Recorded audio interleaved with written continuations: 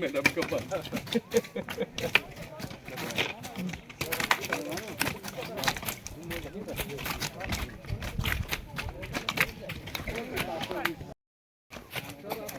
क्या लगा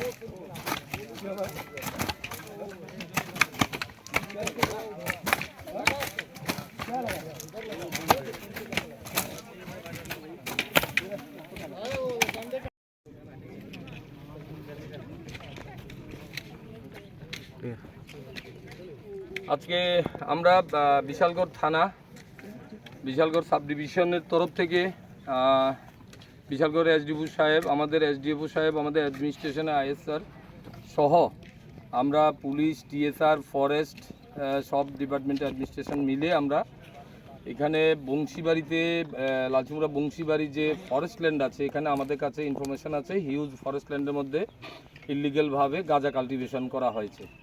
এই খবরের ভিত্তিতে আমরা এসডিএফও সাহেব সহকারে আমরা একটা প্ল্যান চক আউট করি এবং সেই মোতাবেক আজকে সকাল 7টা থেকেই আমরা সবাই মিলে যৌথভাবে আমরা এই অপারেশনে বেরিয়েছি।